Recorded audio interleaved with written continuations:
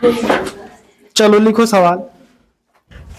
लिखो, एक व्यक्ति साधारण ब्याज पर एक व्यक्ति साधारण ब्याज पर एक व्यक्ति साधारण ब्याज पर 9,000 रुपए को एक व्यक्ति साधारण ब्याज पर 9,000 रुपए को 3 भागों में एक व्यक्ति साधारण ब्याज पर 9,000 रुपए को 3 भागों में 3%, 3%,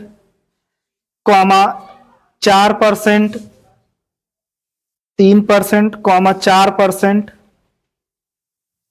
और 6% की दर से निवेश किया और 6% की दर से निवेश किया।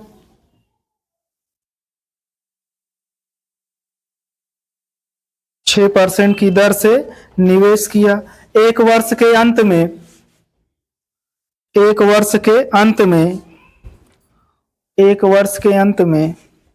उसे तीनों मामलों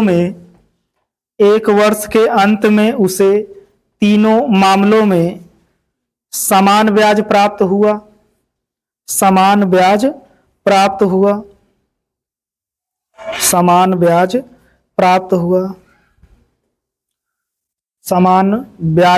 हुआ। तो तीनों भाग ज्ञात कीजिए। लगाइए जल्दी।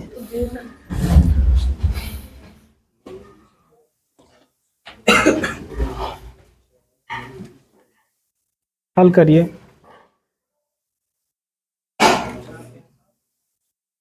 एकदम डुट्टू सेम सवाल है ना बच्चा? चलिए कर दीजिए अब की बार।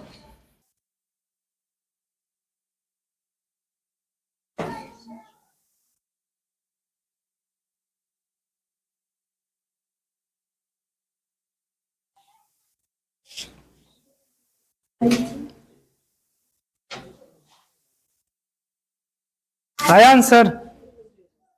कितना आया? 4, 3 और 2। चलिए इधर देख लीजिएगा। चलिए देखिए इधर सॉल्यूशन सब लोग। आया है ना? मैंने कहा कितने हजार रुपए था बताओ?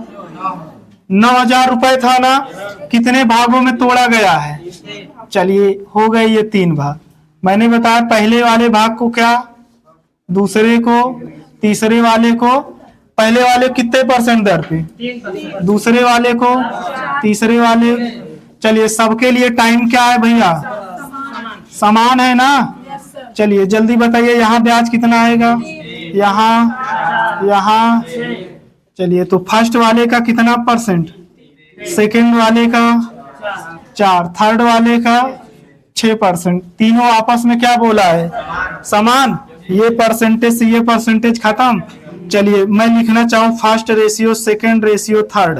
तो मैंने पढ़ाया फर्स्ट वाले का लिखना है तो इन दोनों का गुणा 6 चौके, सेकंड वाले का लिखना है 6 तिरिक, थर्ड वाले का लिखना है 4 तिहाई। यही आएगा, कटेगा 6 से ना। 6 चौके 24, 6 तिरिक 18 और 6 दूनी। समझ आई बात? इसका मतलब जो मूलधन का अनुपात है 4:3:4, 3, 7 2 9 का मान कितना दिया है? 9,000। चलिए तो 9 रेशियो बराबर 9,000। तो 1 रेशियो का मान 1,000 आएगा। पहला भाग कितना है? तो 4 × 1,000 कितना आ जाएगा भैया? 1 के मतलब 1,000 ना।